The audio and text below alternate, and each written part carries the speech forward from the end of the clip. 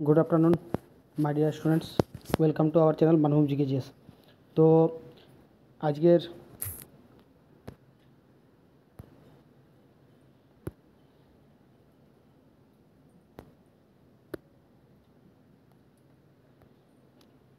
আজকের যে পরীক্ষা হলো এনএমজিএনএম, আশা করছি সবারই ভালো হয়েছে এবং অ্যান্সার মানে কোয়েশ্চেন এইমাত্র পেলাম। তো জিকে পোর্শনটার অ্যান্সার কিটা আমি বলে দিচ্ছি, ঠিক আছে?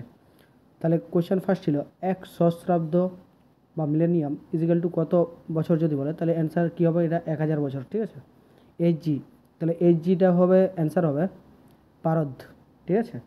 ভারতের জাতীয় পাখি সবারই জানা আছে, এটা বি অপশান হবে ময়ূর, ঠিক আছে? বিশ্বের বৃহত্তম হ্রদ যদি বলে তাহলে এটা হবে কাস্পিয়ান সাগর, বি অপশানটা ঠিক হবে, কাস্পিয়ান সাগর। হ্যাঁ, নেক্সট, ভারতে কয়টি রাজ্য আছে? তাহলে ভারতে কটা রাজ্য আছে যদি বলে, অ্যান্সার এটা বর্তমানে আছে 28টা রাজ্য। আগে জম্মু কাশ্মীর রাজ্য ছিল, এখন বর্তমানে কেন্দ্রশাসিত অঞ্চল হয়ে গেছে, ঠিক আছে? এরপর নেক্সট দেখছি আমরা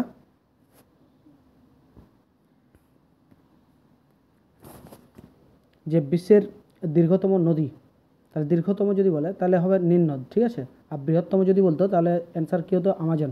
তাহলে এই ক্ষেত্রে অ্যান্সার সি হবে। জাপানের রাজধানী, তাহলে জাপানের রাজধানী কোনটা হবে? এটা হচ্ছে টোকিও, ঠিক আছে? নেক্সট, ভারতের প্রথম প্রধানমন্ত্রী কে ছিলেন? এটা অ্যান্সার হবে সি অপশানটা 93, পণ্ডিত জওহরলাল নেহরু, ঠিক আছে? নেক্সট আরও একটা সোজা কোশ্চেন তোমাদের সামনে, গ্যাস আগুন নেভাতে সাহায্য করে, এটা অ্যান্সার হবে কার্বন ডাইঅক্সাইড, ঠিক আছে? নেক্সট 95, ওয়ার অ্যান্ড পিস, তাহলে ওয়ার অ্যান্ড পিস এই গ্রন্থটা রচনা করেন লিও টলস্টয়, ঠিক আছে? এটা অ্যান্সার হবে অপশান সি। আরও বাকি প্রশ্নগুলোরও অ্যান্সার আনছি আমরা।